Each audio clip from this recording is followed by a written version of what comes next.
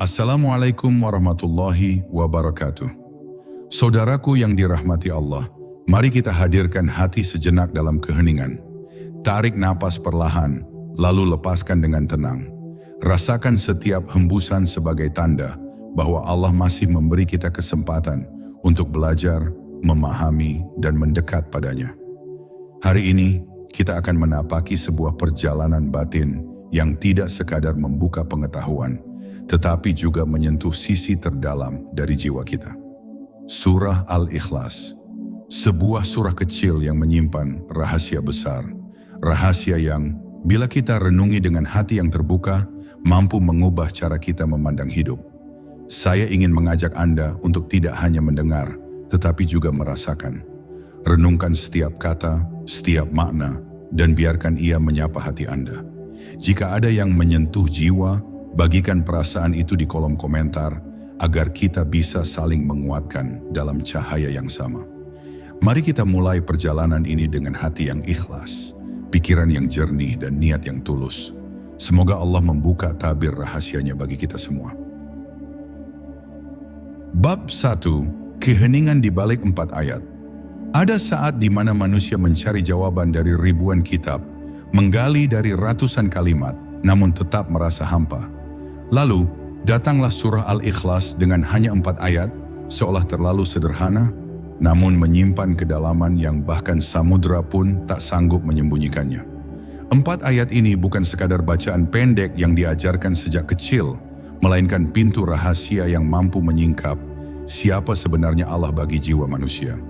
Saat dibaca dengan lisan, ia terdengar ringan, tetapi bila direnungkan dengan hati, ia bisa menggetarkan seluruh kesadaran hingga membuat manusia menangis tanpa sebab yang jelas. Ayat pertama, Qul huwa Allahu ahad, adalah pernyataan yang menghancurkan segala tirai ilusi. Kalimat itu tidak hanya menjawab pertanyaan kaum Quraisy yang ingin tahu siapa Tuhan Muhammad, melainkan juga menjawab kegelisahan terdalam manusia sepanjang zaman. Apakah hidup ini bergantung pada banyak kekuatan? Apakah ada banyak penentu nasib? Jawabannya adalah tidak. Hanya ada satu dan hanya Dia yang sejati. Setiap kali ayat itu diulang, hati yang tulus seolah dipaksa menyingkirkan semua berhala kecil dalam dirinya. Rasa takut, ambisi, kebanggaan, bahkan cinta dunia. Namun keheningan ayat ini jauh lebih dalam dari sekadar makna. Para arif mengatakan bahwa ketika engkau benar-benar meresapi kalimat ini, engkau akan merasa seakan semua kepemilikan dunia lenyap. Yang tersisa hanyalah satu cahaya, satu kehadiran, satu pusat yang tidak pernah tergoyahkan. Itulah Ahad. Maka ketika seseorang mengucapkannya, ia seakan sedang menanggalkan seluruh lapisan palsu dalam dirinya. Nama, kedudukan, harta dan keakuan, hingga hanya ada Allah yang berdiri kokoh dalam hatinya.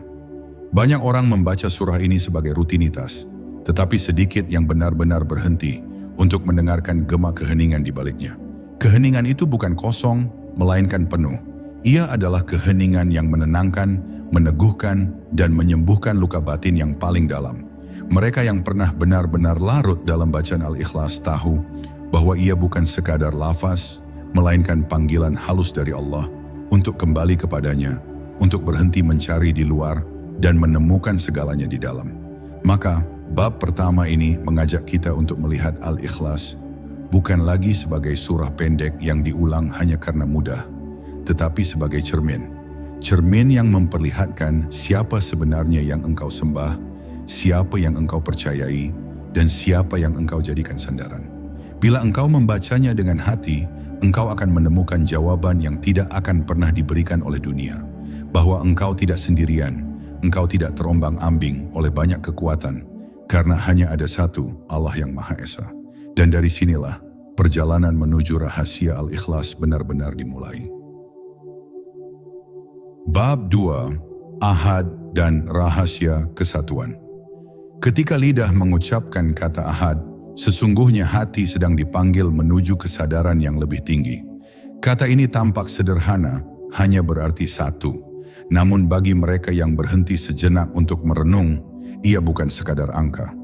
Ahad adalah kesatuan mutlak yang tidak bisa dipecah, tidak bisa diduakan, dan tidak bisa disamakan dengan apapun. Saat kalimat itu menggema dalam batin, Ia mengingatkan kita bahwa seluruh kehidupan ini, dengan segala kerumitannya, sesungguhnya hanya bersumber dari satu cahaya yang sama, cahaya Allah. Namun rahasia yang jarang disingkap adalah bahwa kata ahad bukan sekadar penegasan teologis. Ia adalah kunci batin. Ia mengajak manusia untuk melihat bahwa di balik keragaman warna dunia, ada kesatuan yang tak berubah. Banyak orang terjebak dalam bayangan, mengira bahwa kekuasaan manusia, rezeki, atau bahkan keberuntungan berdiri sendiri. Padahal semua itu hanyalah cabang dari pohon yang sama. Dan siapa yang bisa menembus inti kata ahad, ia akan melihat bahwa tidak ada yang benar-benar berdiri selain Allah.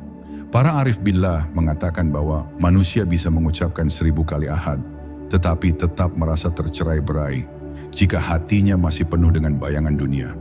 Tetapi sekali saja ia mengucapkan ahad dengan hati yang kosong, ia akan merasakan dunia berhenti berputar. Tidak ada lagi banyak arah, tidak ada lagi banyak Tuhan kecil, tidak ada lagi banyak penentu. Yang tersisa hanyalah satu wajah, satu cahaya, satu kehadiran yang menenangkan.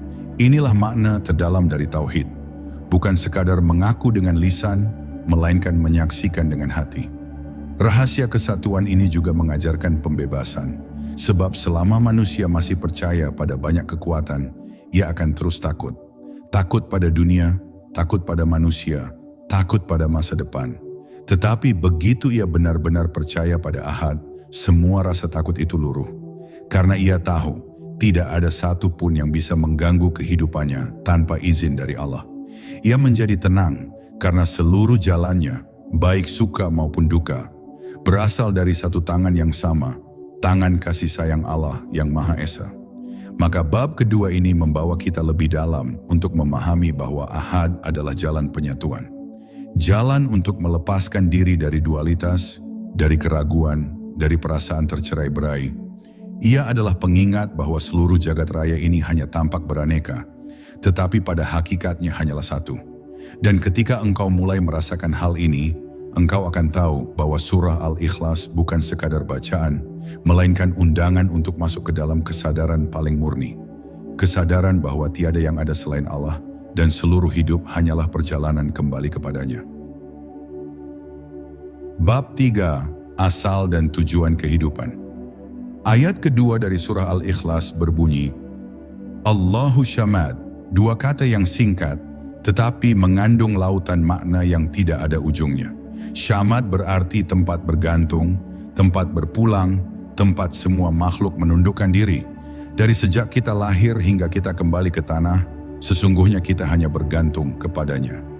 Namun seringkali manusia lupa, ia merasa dirinya kokoh, ia merasa bisa berdiri sendiri, padahal seluruh denyut nadinya hanya bergerak karena izin dari Allah yang syamad.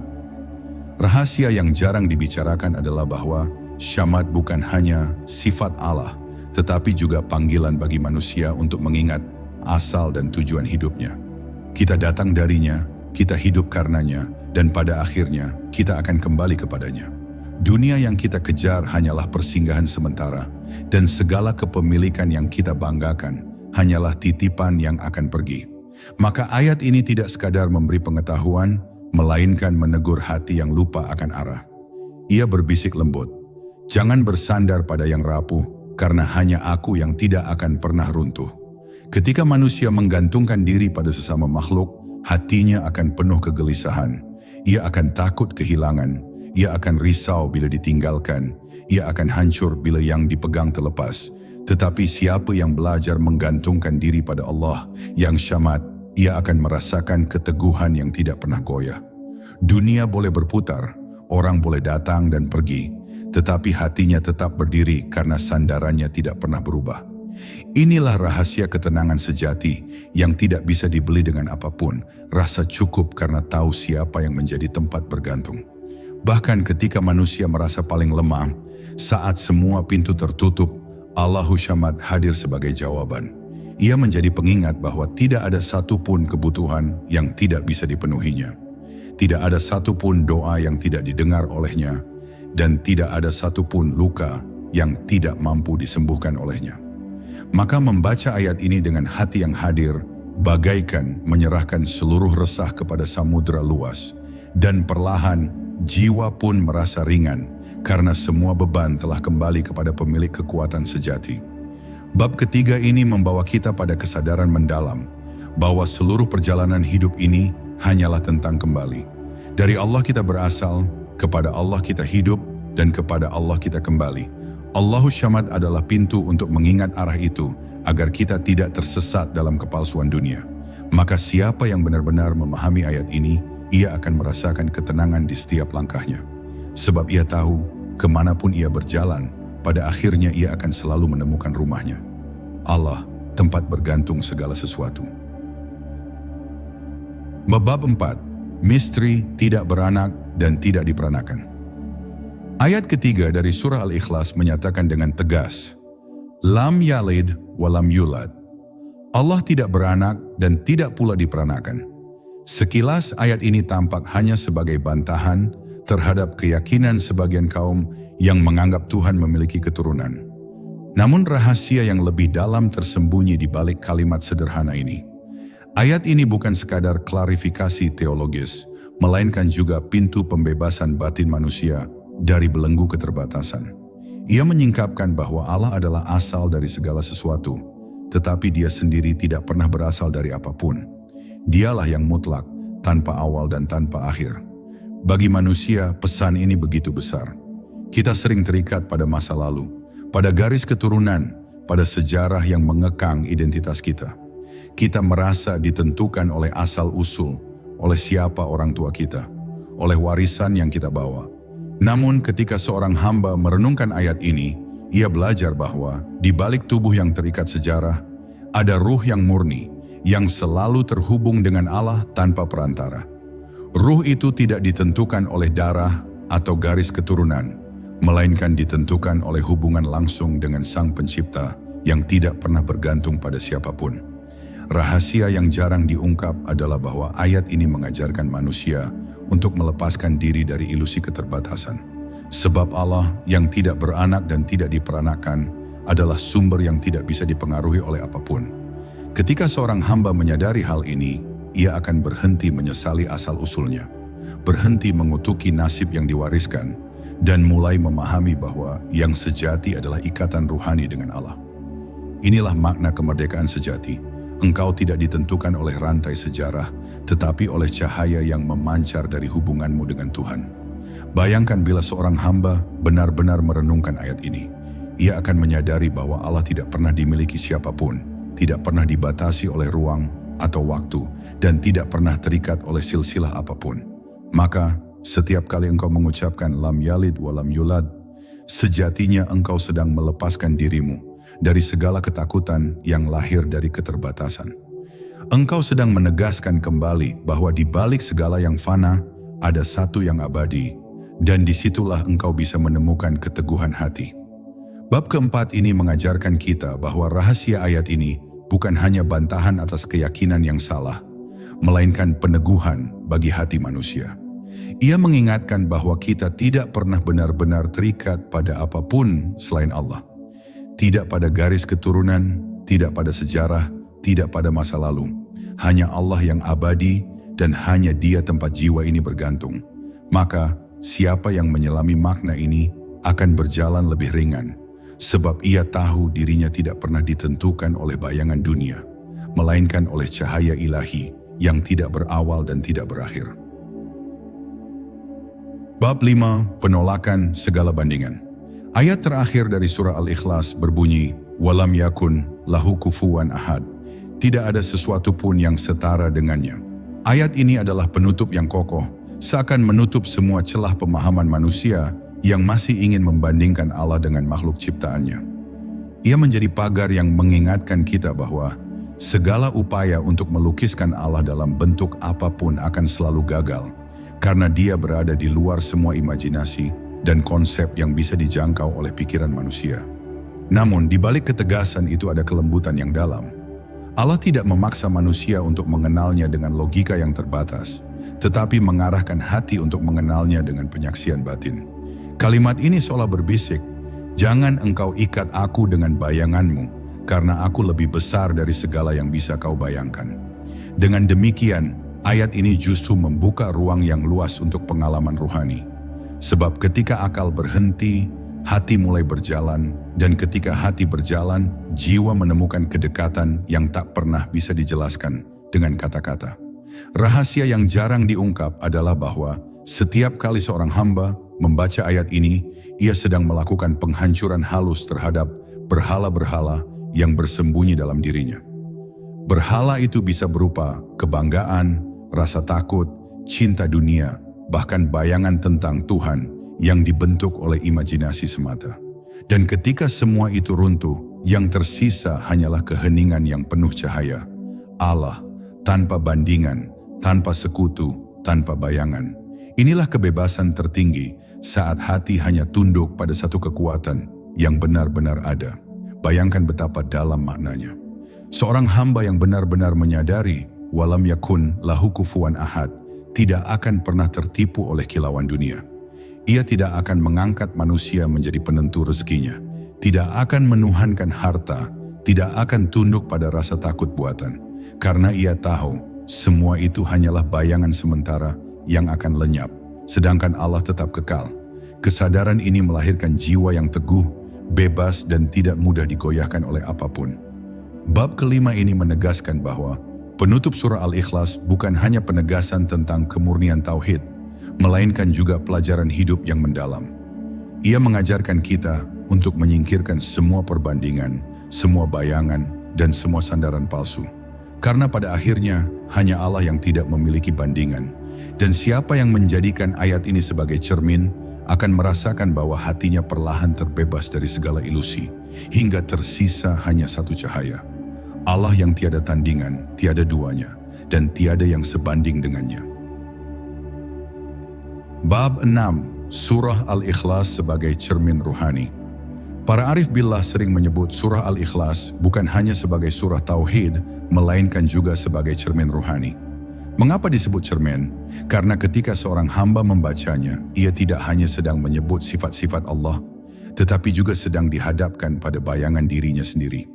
Bila ia membacanya dengan lisan tanpa hati, yang tampak hanyalah huruf-huruf kosong. Bila ia membacanya dengan hati yang masih tertutup, ia melihat bayangan dirinya yang penuh keterikatan. Namun bila ia membacanya dengan ruh yang bersih, maka yang terlihat hanyalah Allah semata, tanpa sekutu, tanpa bandingan. Rahasia besar yang jarang dibuka adalah bahwa Al-Ikhlas selalu menunjukkan kondisi hati pembacanya. Surah ini tidak pernah berbohong. Jika engkau masih merasa dunia lebih kuat dari Allah, maka bacaanmu akan terasa hambar. Jika engkau masih menganggap makhluk sebagai penentu nasib, maka suaramu akan berhenti di tenggorokan. Tetapi jika hatimu telah menyerah total kepada Allah, maka setiap lafaznya akan menjadi cahaya yang menembus jiwa, membuatmu menangis, dan menenangkan luka-luka batin yang tersembunyi. Seorang wali pernah berkata, siapa yang ingin mengetahui sejauh mana tauhidnya, bacalah Al-Ikhlas dan lihat apa yang engkau rasakan. Kalimat ini menyimpan pesan yang dalam.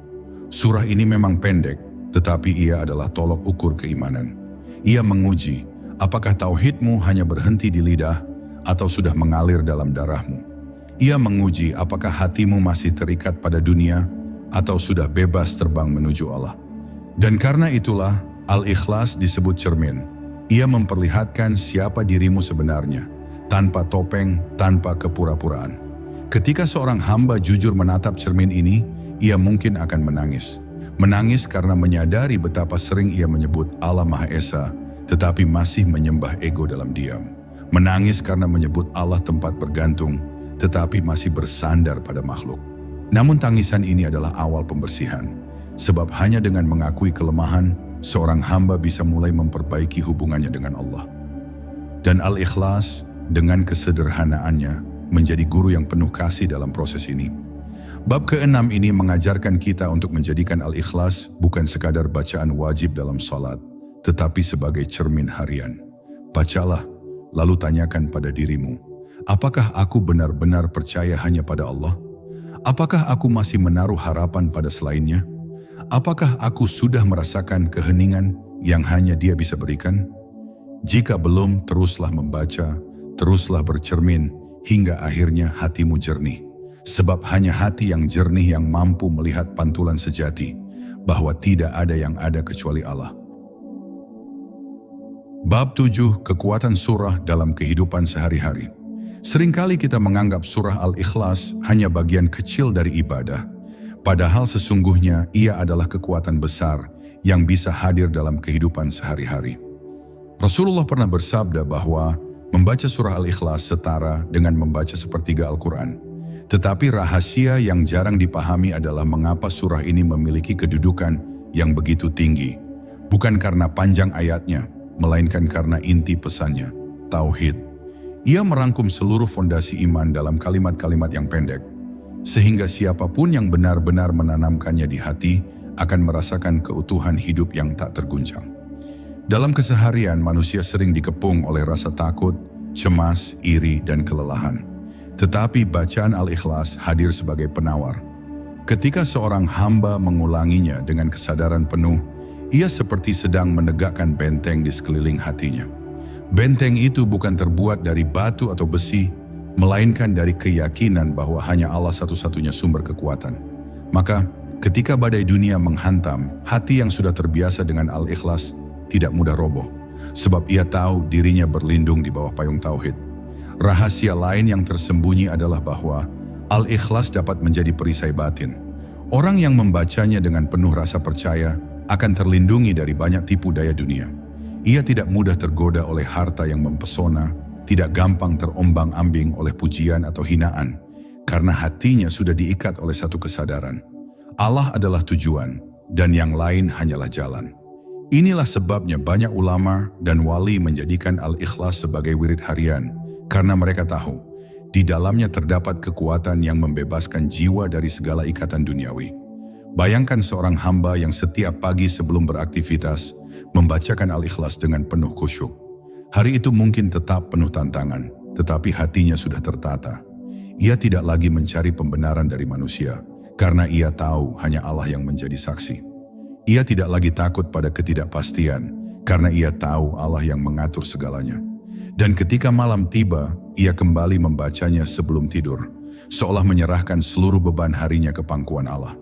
Hidupnya menjadi lebih ringan, karena ia berjalan dengan kunci yang sederhana, namun mendalam, tauhid. Bab ke-7 ini menegaskan bahwa Al-Ikhlas bukan hanya surah untuk dibaca di salat, tetapi juga energi yang bisa menuntun hidup. Ia adalah doa yang menjadi tameng, ia adalah zikir yang menjadi penenang, dan ia adalah cahaya yang menjadi penunjuk jalan. Siapapun yang mau membawanya ke dalam kehidupan sehari-hari akan merasakan bahwa dunia tidak lagi menakutkan. Sebab ia hidup di bawah naungan kalimat yang menyatakan dengan jelas, hanya Allah yang esa dan hanya kepadanya segala sesuatu kembali. Bab 8, Al-Ikhlas sebagai jalan pembersihan. Nama surah ini sendiri, Al-Ikhlas, sudah memberi petunjuk yang kuat. Ikhlas berarti kemurnian, kebersihan, dan kejujuran hati dalam berhubungan dengan Allah. Maka, membaca surah ini bukan hanya soal melafalkan ayat, melainkan sebuah latihan spiritual untuk membersihkan jiwa dari segala sesuatu selain Allah. Di dalamnya terkandung ajakan agar kita menyingkirkan segala beban batin yang membuat hati kotor, ria, ambisi, rasa sombong, dan cinta berlebihan pada dunia. Karena hanya hati yang bersih yang bisa benar-benar merasakan getaran ayat-ayat ini. Rahasia yang jarang disingkap adalah bahwa Al-Ikhlas bekerja seperti air jernih yang terus mengalir membasuh karat di hati manusia. Setiap kali kita membacanya dengan kesungguhan, ada bagian dari diri kita yang dilepaskan dari belenggu. Kita mulai merasa lebih ringan, lebih tenang, dan lebih terbebas dari ikatan yang tidak perlu. Seakan-akan Allah sedang mendidik kita melalui surah ini. Jadilah murni, jangan terikat pada selainku, sebab semua yang kau kejar akan lenyap, sedangkan aku tetap abadi. Bayangkan seorang hamba yang berusaha ikhlas dalam kehidupannya. Ia beramal bukan untuk dipuji, ia beribadah bukan untuk dihormati, ia menolong bukan untuk dikenang. Ketika surah Al-Ikhlas mengalir di lisannya, ia menemukan kekuatan baru untuk memurnikan niatnya. Ia sadar, tidak ada yang lebih layak menjadi tujuan selain Allah. Inilah rahasia besar dari surah ini. Ia mengubah cara pandang manusia, dari mencari pengakuan makhluk menjadi hanya mencari ridha Sang Pencipta. Pembersihan yang dibawa oleh Al-Ikhlas juga terasa dalam hubungan manusia dengan dunia. Hati yang tadinya penuh keluhan, mulai belajar menerima. Hati yang tadinya penuh iri, mulai belajar syukur. Hati yang tadinya penuh takut, mulai belajar tawakal. Semua itu terjadi bukan karena dunia berubah, melainkan karena hati sudah dimurnikan. Dan hanya hati yang murni yang bisa memandang dunia tanpa terikat, hanya melihatnya sebagai jalan menuju Allah, bukan tujuan yang menipu. Bab ke-8 ini mengajarkan bahwa al-ikhlas adalah jalan pembersihan yang halus namun kuat. Ia bukan hanya mengajarkan tauhid sebagai konsep, tetapi menanamkan tauhid sebagai rasa. Dengan membaca, merenungkan, dan menghayatinya, kita seolah sedang mencuci hati kita sedikit demi sedikit, hingga yang tersisa hanyalah kejernihan. Dan dalam kejernihan itu, cahaya Allah akan memantul tanpa terhalang. Inilah kebersihan hati yang sejati, yang membuat seorang hamba mampu berjalan menuju Allah dengan langkah yang ringan dan penuh ketulusan. Bab 9, Surah Kecil, Rahasia Besar. Seringkali manusia menilai sesuatu dari bentuk luarnya. Surah Al-Ikhlas hanya terdiri dari 4 ayat, pendek dan sederhana. Namun di balik kesederhanaannya, tersimpan rahasia besar yang menjadikannya cahaya abadi. Surah ini mengajarkan kepada kita bahwa kebenaran sejati tidak selalu terletak pada banyaknya kata, melainkan pada kedalaman makna. Allah memilih untuk menyingkap hakikat ketauhidan dengan kalimat-kalimat yang ringkas, agar setiap hati dapat menjangkaunya. Dari anak kecil hingga orang tua, dari ulama hingga orang awam. Rahasia besar dari surah ini adalah sifatnya yang menyeluruh. Ia tidak hanya berbicara tentang keesaan Allah, tetapi juga menafikan segala kemungkinan lain yang bisa menodai kemurnian tauhid. Allah tidak beranak dan tidak diperanakan, dan tidak ada sesuatu pun yang setara dengannya. Inilah penegasan yang menghancurkan segala bentuk syirik, segala bentuk kesombongan, dan segala bentuk penyembahan terhadap dunia. Ia menjadi pagar kokoh yang melindungi iman dari segala celah yang bisa melemahkannya. Ketika seorang hamba menghayati Al-Ikhlas, ia seakan sedang memasuki ruang suci di dalam dirinya.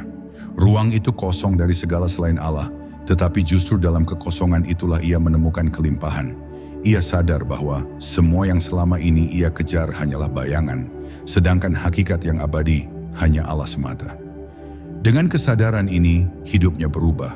Ia tidak lagi mengukur kebahagiaan dari banyaknya harta atau panjangnya umur, melainkan dari kedekatannya dengan Yang Maha Esa. Surah ini juga mengingatkan bahwa jalan menuju Allah tidak harus selalu rumit. Kadang manusia mencari kebenaran dalam kitab-kitab tebal, dalam argumen yang panjang, atau dalam ritual yang berliku. Tetapi Al-Ikhlas datang sebagai bukti bahwa kebenaran sejati itu sederhana. Allah itu Esa, tidak bergantung, tidak beranak, dan tidak diperanakan. Kesederhanaan ini justru menjadi rahasia besarnya, karena hanya hati yang rendah dan ikhlas yang bisa benar-benar memahami dan menerima pesan tersebut. Bab ke-9 ini menegaskan bahwa di balik surah kecil tersimpan rahasia besar. Al-Ikhlas adalah bukti kasih sayang Allah kepada hambanya, agar siapapun tanpa harus menjadi ulama besar, tetap bisa meraih pemahaman tauhid yang murni. Ia adalah cahaya yang cukup untuk menerangi hidup, meski ayatnya hanya 4. Dan jika hati mampu membukanya dengan kesungguhan, maka dari surah kecil inilah lahir kekuatan besar yang mengubah hidup selamanya. Bab 10, Pintu Rahasia yang Terbuka. Setelah kita menapaki perjalanan panjang memahami surah Al-Ikhlas, kita menyadari bahwa surah ini bukan sekadar bacaan pendek yang diulang-ulang dalam salat, melainkan sebuah pintu rahasia yang mengantarkan kita pada hakikat tauhid. Ia sederhana dalam lafaz, tetapi luas dalam makna. Setiap ayatnya adalah kunci yang membuka lapisan-lapisan kesadaran, hingga akhirnya seorang hamba menghadap Tuhannya dengan hati yang jernih, lepas dari segala beban dunia yang menipu. Rahasia besar surah ini adalah bahwa ia tidak hanya berbicara tentang Allah, tetapi juga tentang manusia itu sendiri. Ia menuntun kita untuk mengenali siapa yang sebenarnya layak disembah, agar kita tidak lagi tersesat mencari cahaya di tempat yang gelap. Al-Ikhlas adalah cermin yang memperlihatkan kepada kita betapa kecilnya dunia, betapa rapuhnya makhluk, dan betapa sempurnanya Sang Pencipta. Saat hati merenungkannya dengan sungguh-sungguh, kita akan menemukan bahwa seluruh hidup hanyalah perjalanan pulang kepadanya. Bagi yang mengamalkannya dengan penuh kesadaran, surah ini menjadi pelindung dari kegelapan, menjadi penguat di tengah kesendirian, dan menjadi sumber cahaya ketika dunia terasa menyesakan. Ia meneguhkan iman, memperbaiki niat, dan mengikat hati agar hanya terpaut kepada Allah. Tidak ada bacaan yang begitu singkat namun memberi pengaruh begitu dalam seperti Al-Ikhlas. Inilah bukti bahwa Allah menaruh rahmat yang luas dalam sesuatu yang tampak kecil, agar tidak ada seorang pun yang kehilangan akses menuju cahayanya. Perjalanan spiritual kita bersama surah ini mengajarkan satu hal penting. Keikhlasan adalah inti dari segala ibadah. Tanpa ikhlas, amal sebesar apapun akan hampa. Tetapi dengan ikhlas, amal sekecil apapun akan bernilai tak terbatas di sisi Allah. Al-Ikhlas mengajarkan bahwa hidup ini bukan tentang banyaknya yang kita miliki, tetapi tentang sejauh mana kita mampu menyerahkan diri dengan tulus kepada Allah yang Maha Esa. Maka bab terakhir ini adalah ajakan untuk kita semua. Jangan biarkan surah ini hanya menjadi bacaan di bibir, tetapi jadikan ia napas yang menghidupi hati. Renungkanlah setiap ayatnya, hayati maknanya, dan biarkan ia membersihkan jalan hidup kita. Sebab pada akhirnya, hanya Allah tempat kita kembali. Dan barang siapa yang pulang dengan hati yang ikhlas, ia akan menemukan bahwa pintu rahasia yang dijanjikan oleh Al-Ikhlas benar-benar terbuka, menuntunnya menuju cahaya yang tidak pernah padam. Alhamdulillahi Rabbil Alamin. Saudaraku yang dirahmati Allah, kita telah bersama menapaki perjalanan batin melalui rahasia besar yang tersimpan dalam surah Al-Ikhlas. Semoga setiap kalimat yang kita renungkan tadi menjadi cahaya bagi hati, penenang bagi jiwa, dan penuntun bagi langkah-langkah kita menuju ridhanya. Ingatlah, keikhlasan bukanlah kata, tetapi keadaan hati. Dan siapa yang berjalan dengan hati ikhlas, ia akan selalu ditemani oleh rahmat Allah di setiap langkahnya. Jadikanlah surah ini bukan sekadar bacaan, tetapi napas yang menghidupkan seluruh amal dan doa kita. Jika Anda merasakan kedamaian atau menemukan makna baru dari perjalanan ini, bagikan pengalaman Anda di kolom komentar. Siapa tahu kata-kata Anda menjadi penguat bagi saudara lain yang sedang mencari cahaya. Sampai jumpa dalam perjalanan berikutnya, insya Allah. Wassalamualaikum warahmatullahi wabarakatuh.